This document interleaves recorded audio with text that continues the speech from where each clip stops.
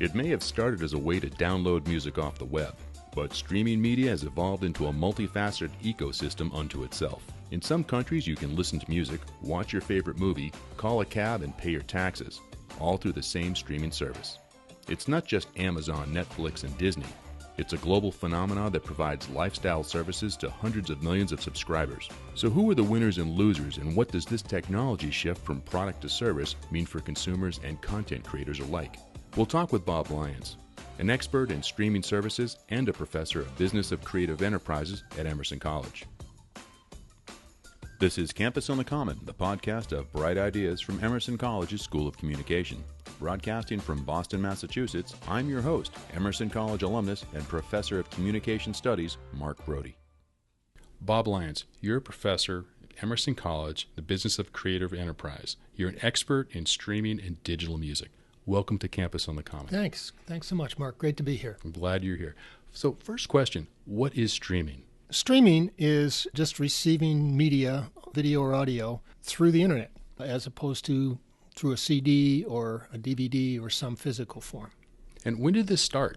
Oh, well, it goes all the way back into the early mid-90s when the first iterations of that were around. And those were pretty crude, Real Audio, Liquid Audio, some of those old companies that started to digitize music and send it over what was then a very limited form of the internet. So it's been around for a while, but it hasn't really taken off until the infrastructure of the internet got more mature. And in particular, with the mobile infrastructure that we have now, making the ability to stream via phone very easy and pretty much ubiquitous. So for your average person, how would streaming touch them without them actually even understanding what's going on with it? Well, they probably know video streaming from Netflix, and they probably know it from YouTube videos. On the audio side, they may know it from Pandora or Spotify or Tidal or any of the sort of US-based services where you can get your music over the internet either at your laptop or by your phone. When I'm watching cable, is that streaming? Yes, that's video streaming. I think the simplest way to think of it is anytime that the content's broken down into digital bits, and those bits flow over a digital pipe and get reassembled, and either audio or video comes out of that reassembly. That's streaming. So streaming is indeed part of our everyday life, even though many of us don't realize it's actually there. It's part of the infrastructure. Going forward, how will streaming affect how we consume entertainment? Well, I'll talk about two forms, audio and video. Video streaming is already blowing up the industry as we speak. And in fact, there's a lot of action around it just in the last couple of months. Netflix obviously came along initially as a DVD service, but when it became a streaming service, it basically killed the VCR business. And it is in the process of killing the cable business. People are cutting the cord and getting, instead of the content that cable services provide them, they're just opting for the subscription to Netflix over those pipes. So a lot of people are abandoning that. The telcos that do this realize this, and they're now trying to get into the content game. And so very recently we've seen AT&T buy Time Warner for whatever it was, $81 billion, in order to launch their own streaming service. We're seeing Comcast, which owns NBC Universal, starting to do the same thing. And more significantly, people might realize or have listened to the news about Disney, which is launching its own streaming service to compete with Netflix. It sounds like streaming is replacing broadcasting. So as that evolution takes place, who are the winners and losers? Well, there may always be a place for broadcasting, and particularly on the radio side. But yes, in terms of video streaming, the big companies who can launch successful subscription businesses are going to be the winners. And right now, at the starting line, we have Netflix, which actually has maybe a significant lead right now. But lined up against them, we have Disney, we have Apple, which is launching its own service, we have AT&T Time Warner, we have Comcast, and there may be others as well. So it's a land grab sort of at this point, with Netflix having already taken off, but some very, very serious competitors taking aim at it. And it's useful to remember that Netflix, a lot of its content is licensed from those same competitors. So a lot of Disney product is on Netflix. A lot of NBC Universal stuff winds up on Netflix. They're going to pull that stuff out of Netflix for their own services. Netflix knows this, which is why they've been putting such an emphasis on original content. We'll see whether they can compete successfully against the original content and the vaults of players like Disney and 21st Century Fox and some of the other players that are lining up to compete with them. Do we have a scenario where there'd be a content producer like Disney? They would have it on their own streamed network. They're also licensing that same content to Netflix. Doesn't that mean they're competing against themselves? Yeah, I think they won't do that. I think that when their contracts with Netflix expire, they won't renew them. And they've actually said as much publicly. They're going to pull their stuff once those contracts with Netflix expire into their own service, as are many of the other content providers that are trying to get into this game as well. So Netflix is going to have a real contest on its hand. And talking to my students here is a great sort of gauge of where this is going, because they're big consumers of Netflix. They've developed that habit. They're going to carry that habit forward, for the next 20, 30 years. They have all got immense brand loyalty to Netflix as the sort of first out and the best at doing this. And among the advantages that Netflix has is it's a really excellent recommendation engine. It knows what you like. It's very good at selecting it. The ease of the interface, it's pretty easy to use. Some of these big competitors may have a lot more money. They may have huge vaults. They may be able to, in some cases, actually own the pipes, as AT&T does as a telco. But it's going to be interesting to see whether that will offset the advantage that Netflix has already built in terms of its brand loyalty and in terms of the actual ease of use and quality of the service they provide. It sounds like network has a considerable amount of brand equity versus these new players have content, have pipes, might have assets, but it might create the scenario where, if I like a particular show, Netflix doesn't have it, what will I do? Will I then have to go on and have a subscription with Disney and along with all these other providers? Yes, it's going to get very interesting very fast as people say, well, I want ESPN, but I want HBO, but I want House of Cards, but I want this. And those are winding up on different exclusive services. What will that mean? Maybe people will be forced to subscribe to more than one, but there's probably a price point they won't go beyond, so they will give some up. Maybe some of these companies will start to look for alliances and put packages together. I think it's going to get very interesting very soon as this starts to shake out, as that competition heats up. The market complexity, considerable would be a dramatic understatement. I can see a scenario now. I've always been a loyal networks subscriber. Yeah. Having said that, I've got children and they love their Disney. Sounds like I'll be getting a Disney subscription as well. And if you want to watch ESPN, well, that may be yet another. That's actually already a standalone premium service. So we haven't seen anything quite like this in a long time. And it's going to be interesting as these very large companies place these bet-the-company-size bets on their own streaming services. And I think ultimately there can only be a handful of them, if that there is not room in the universe for 15 different streaming services. And so who's going to win, who's going to lose, how that shakes out is going to be interesting, particularly for the demographic, that point that you made, right? There's kids who want their Disney. There's adults who want their ESPN or their HBO or their this or their that. There's people that might think that life revolves around Stranger Things, and if they don't have Netflix original content, they're not. That's what they'll pay for and nothing else. Personally, I think there'll be a shakeout between news and sports, the live stuff that has a value live, and the sort of longer form drama. I think those will naturally parse maybe into different products. But how that'll be distributed among the players who own those brands right now is going to be interesting. When you look at the broadcast world, you have independent channels. So back in my day when I was a kid, there was NBC, CBS, ABC. They would create content. You would have a TV with an antenna, and you could pick up all that. Flash forward a few decades, and now we've got cable. We still have those big three, but then 500 other broadcast content creators.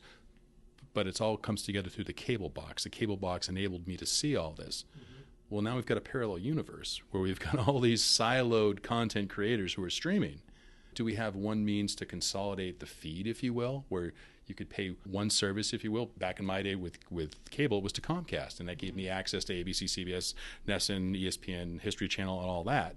Is there any equivalent in the streaming world? It's hard to imagine any of these big competitors being real friendly with their direct competitors. It's going to be a bare knuckle fight. I think they're going to really try to outdo each other, outspend each other to get you locked into their service. You mentioned that in the cable days, before cable, there was the television. Well, that ad model was advertising, a different ad model than cable, where you had subscription, plus they sold ads around it too. No wonder they made a ton of money. Now you've got subscription, and that's kind of become the model. And they're all trying to master that business model. As I said, there may be some shifting alliances. There may be things that happen as the people at the starting line start to size each other up. But ultimately, it will settle out, and there will be one or two or maybe three winners. And those people will control the marketplace for that content. As this evolution proceeds, the market will eventually consolidate. But what will that do to consumer choice?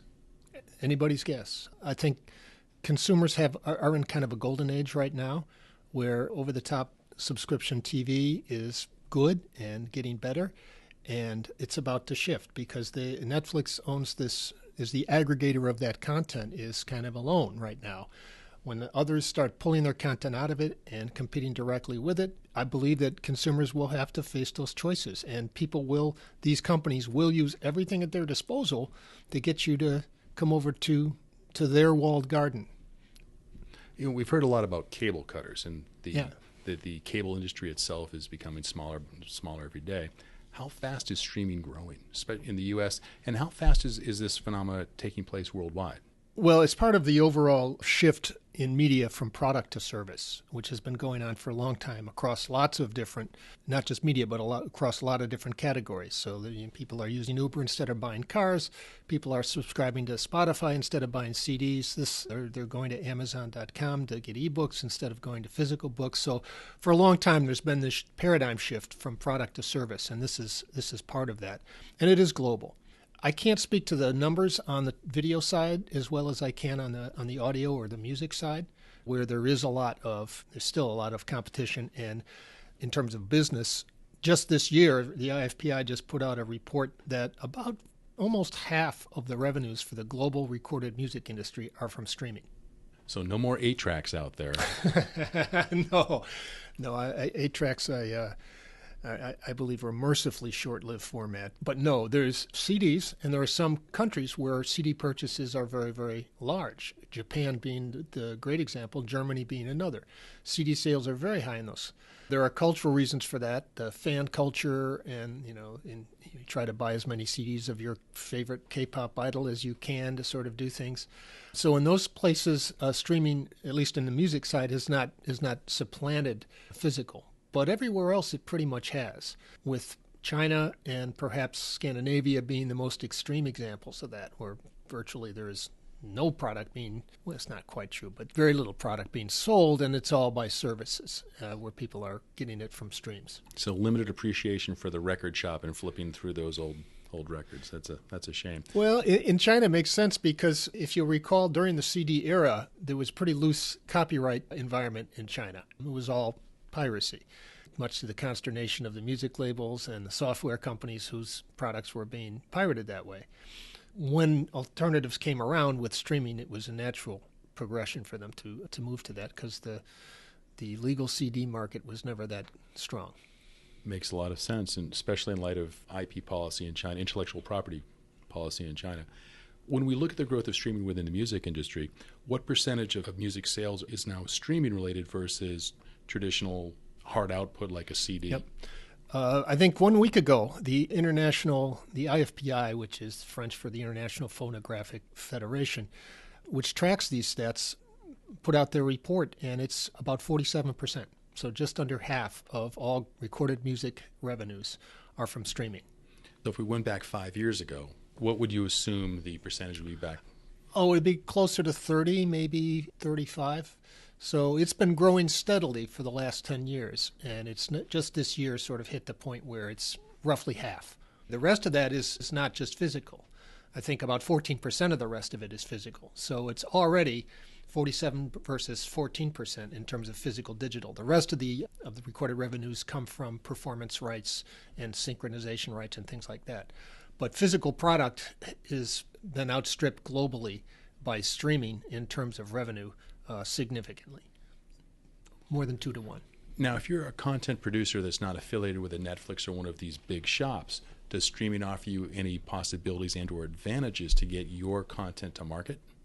Well, are we talking about audio or video here? Let's start with audio, and then let's talk about video. Okay. So the question is about whether there are advantages to a content producer from streaming versus physical distribution.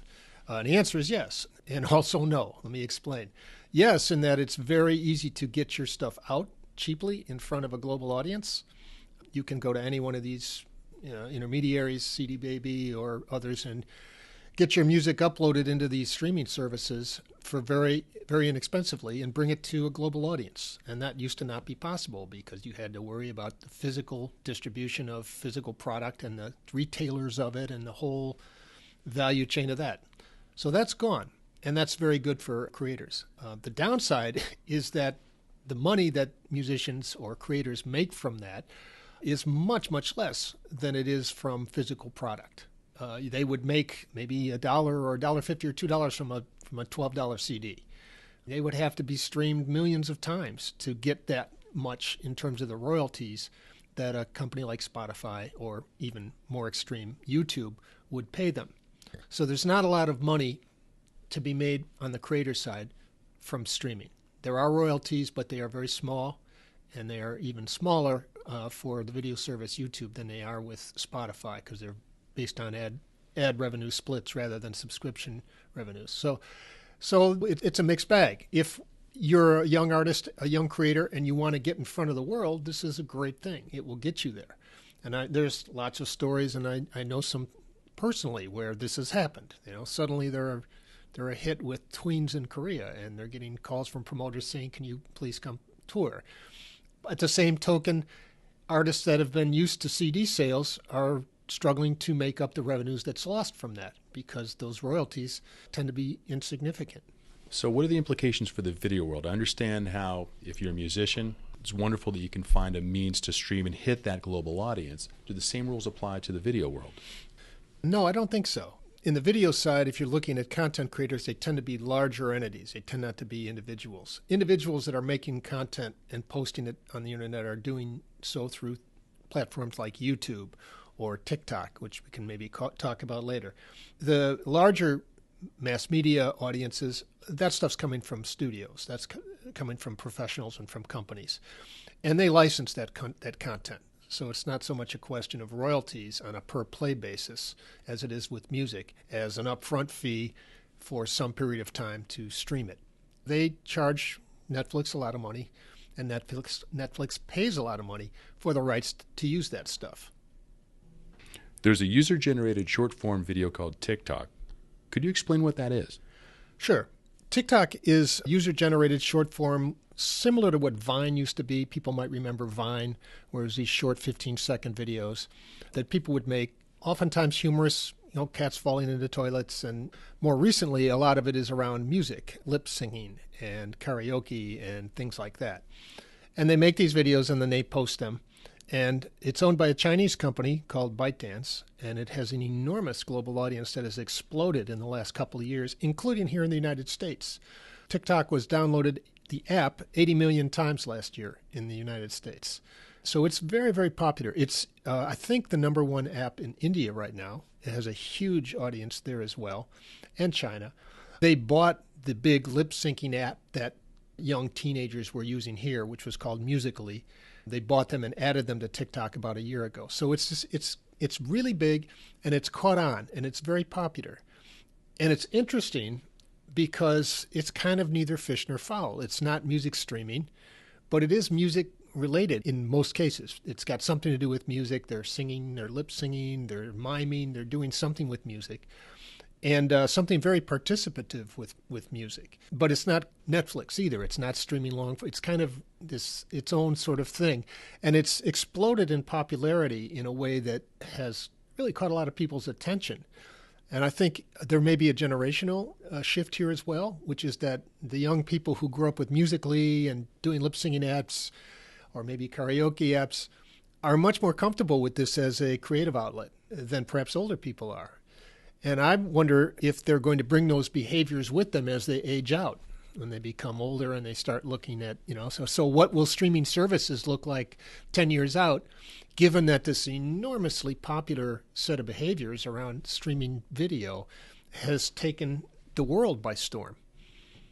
TikTok at the old folks' home. I can't wait to see that. How is it monetized? Great question. Typically with ads, it's free to users, so it's typically an ad-driven thing. I don't know if they have freemium levels for TikTok, if there's you can get it without ads, but I haven't seen that. I'm not sure that might come. Which gets to the other question about it. There's a lot of money behind it. ByteDance is basically a venture capital firm. They're not a media company, but they own this thing and they're doing this thing. It may be that it's kind of a Facebook strategy, get big and then figure out how to monetize it, which they are already doing. But there are ads, and I don't know anything about the stats on those ads other than that their basic business model seems to be ad-driven. So it intersects with music in that when it was Musical.ly, when it was the U.S. thing before TikTok bought it, all the major labels were going crazy because they wanted these teens to be lip-singing their stuff. So they were making all kinds of deals with Musical.ly to sort of license their catalog for their use so that they could do this. They sort of saw this as a gateway drug, if you will, to the catalogs that they have. It's not clear that that's happened, but they were very interested in it. They were very interested in it, and I think still are. Well, it seems to make sense. You bring in all these people, you give them access to your music, they start then promulgating your content by lip syncing it. It's a win-win. Well, here's a more recent example. Are you familiar with Lil Nas? Lil Nas is a rapper, Atlanta, I think, based. He did a song that was sort of an homage to country western, so lots of cowboy themes and stuff, but it's basically a rap song. You'd have to hear it to understand it, but it's this weird mashup of hip-hop and country. And he blew up on TikTok globally before he was on anybody else's radar. And then after he had amassed this enormous following and clips of the song were all over TikTok, then he started getting noticed by the industry and actually got put onto the Billboard country charts for several weeks until they decided to take him off of those charts because he was not quote-unquote country enough, which sparked a backlash about, well, what's wrong with him? Is it just that he's black or that you don't? And it's gotten a lot of press lately. But the point is that he blew up on this completely other platform that was under the radar for a lot of the industry. It made him a sensation, made him a star overnight. What are the demographics of your TikTok audience? I don't have hard data, but I'm almost certain that it would be very, very young, that it skews young. Because those behaviors, the lip singing, the karaoke, the sort of very participative short form video tends to skew very young. Are we talking about tweens? Are we 18 to 24s? I'm not sure it's even as old as 18 to 24s. I think it'd probably be younger. That was certainly the demo for Musical.ly.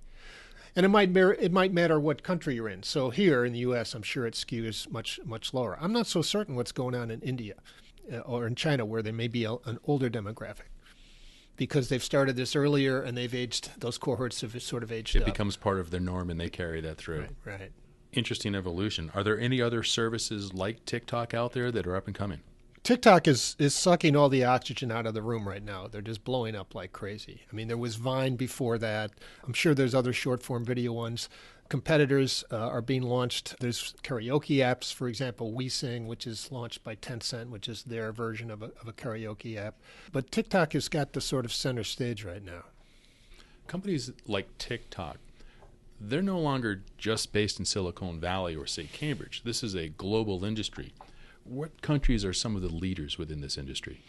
A lot of the energy is coming out of Southeast Asia, East Asia, and China in particular, where there are enormous user bases, highly mobile, huge mobile penetration, strong broadband mobile, at least in the coastal cities and the major cities, and a lot of capital flowing into the companies that are doing this.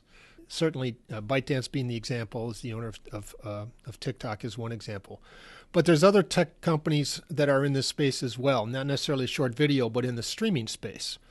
They are very large, they are very well run, and some of them are expanding globally. Tencent is a great example. Tencent is one of those Chinese companies that actually has its roots in something that has nothing to do with music. Tencent began as a gaming and social media company, and in fact still own the #1 social media platform in China called WeChat, which has something like 800 million users.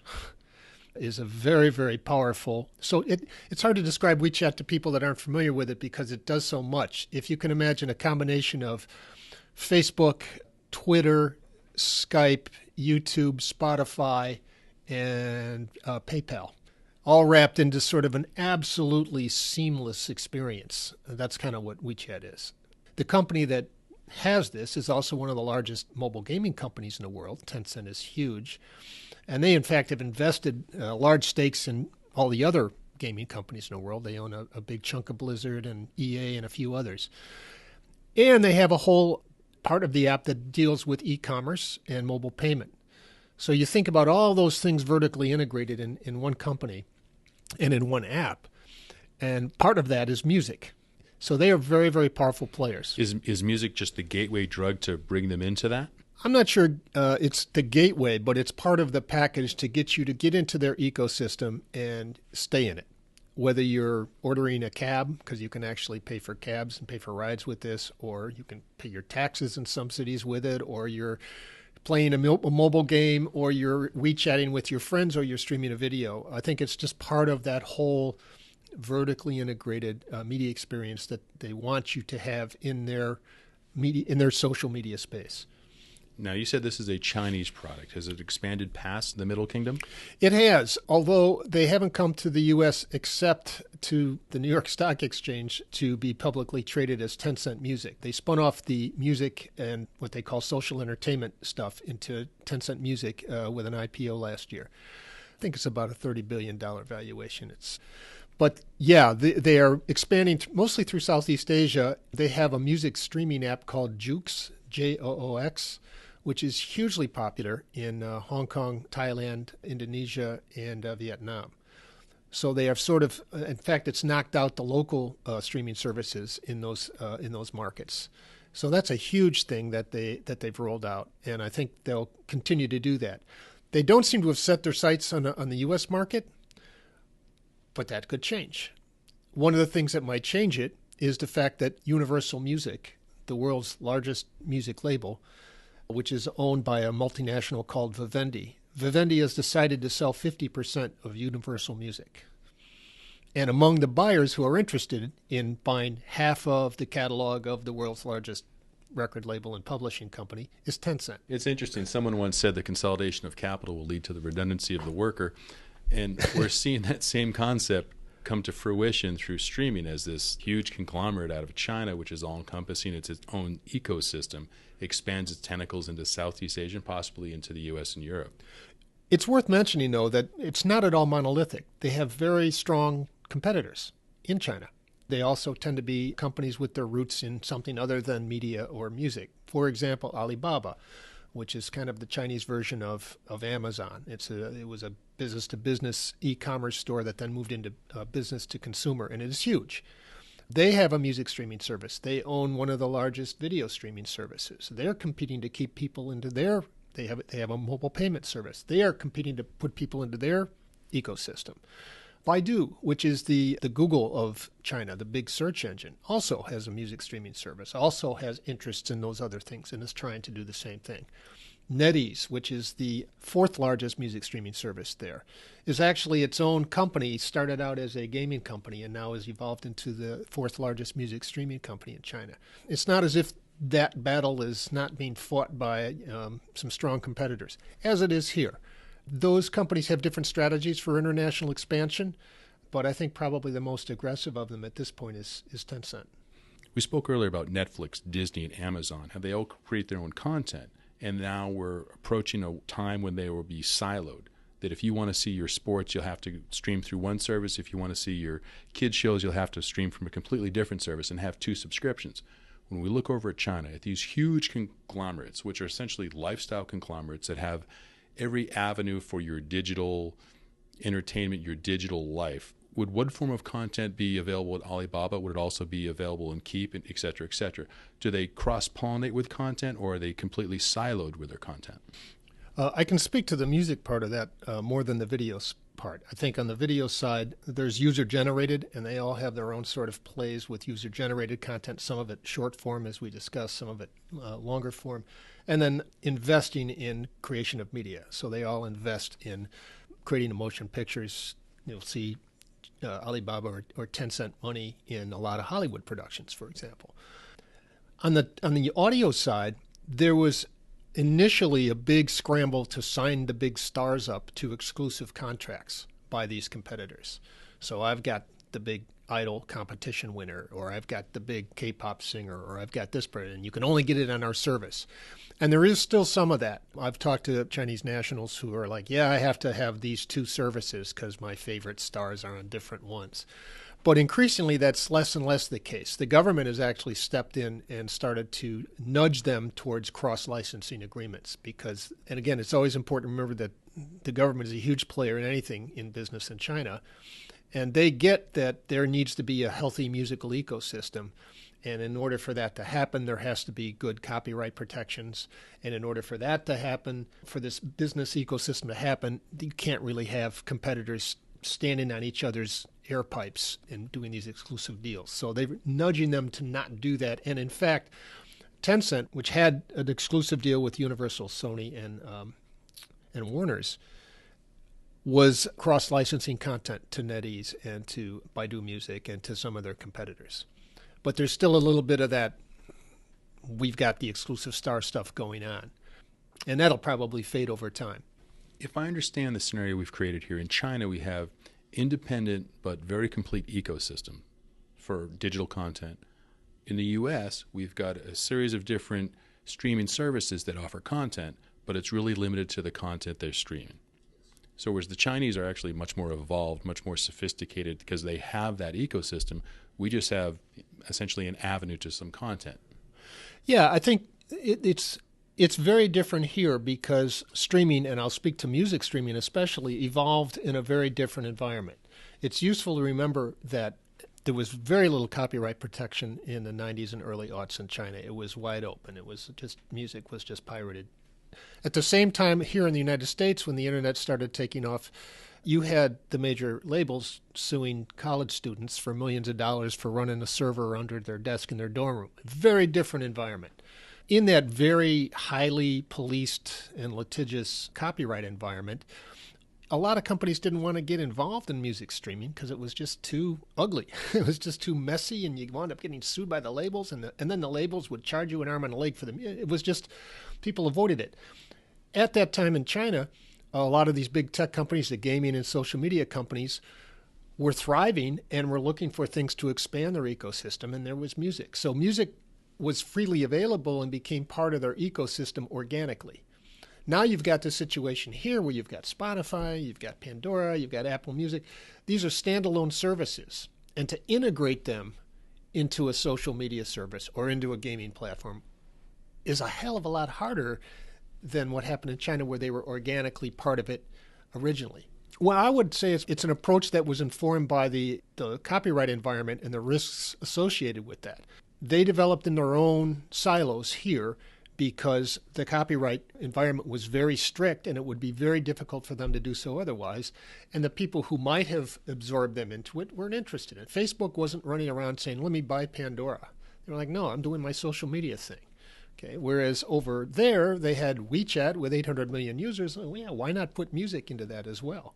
And now here we are, where a lot of the large companies are looking at this and saying, I see where this is going. Music is a social experience. Especially younger people look at music as a social thing and as a very participatory thing. Old people like to listen to it passively while they do something else. But that's not the whole game here, especially with younger audiences. So we need to get more social. We need to get better at that. And it's going to be very difficult, I would argue, for them to do that. And certainly very difficult for them to get to anything approaching what exists in China today. So you could make the argument that Facebook should buy Spotify. And in fact, they've kind of danced around about integrating playlist capability. They've done some sort of things that have sort of experimented with what that integration might look like. I don't think any of them have been game-changing or particularly smooth because they're just such different companies and different missions and different cultures. It's difficult for them to do. But you could see on a business thing, yeah, okay, let's make it social. Let's have Facebook, which is many times larger, acquire this company and bolt it on. It's an amazing expansion, consolidation, and evolution of a variety of different technology-related industries that are coming together these days. I think it's more likely that instead of Facebook buying Spotify and bolting it on, that something interesting might happen with this short-form video that would expand into the passive listening of music. Professor Bob Lyons, give our audience a couple of takeaways. One takeaway around the Chinese music streaming would be just to understand how huge it is. There's 15 services, although the most market share is among the big four, and the top 3 of those are owned by one company, Tencent. But it's useful to remember that just one of those 3, Kugo, has more listeners than Spotify. So 1 out of the 15 has more listeners globally than Spotify. Spotify has about 140 million. Kugo's about 230 million to 1. So just the scale of it is worth understanding. And that, by the way, is 3 times the subscribers to Apple Music. I guess another thing would be that the Chinese apps are not pure plays. They're not just about listening passively to music, that they tend to be integrated with social media, with gaming, with mobile payment, with all kinds of other services that are available through a mobile phone. So they tend to be part of an ecosystem of services, which is very different from the way it is here. The third takeaway is kind of the wild card of these new short-form, highly participative, music-centric services like TikTok, that these have exploded onto the scenes with massive global audiences in a way that uses music for quite a bit of it, but not in a way that is common here and is very socially driven. And that, I think, is a trend and a phenomenon that bears watching, either because of the way it will shape behaviors for future listeners or for the way that it might wind up stealing market share from some of the music streaming services if it decides to evolve in that direction. You've been listening to Campus on the Common. We spoke with Rob Lyons, an expert in streaming services and professor at Emerson College. I'm your host, Mark Brodie. We had engineering support from David Craighead and editorial direction from Andrew Cassidy. Campus on the Common is a production of Emerson College School of Communications. Subscribe on Apple Podcasts, Stitcher, Spotify, and wherever you listen to podcasts.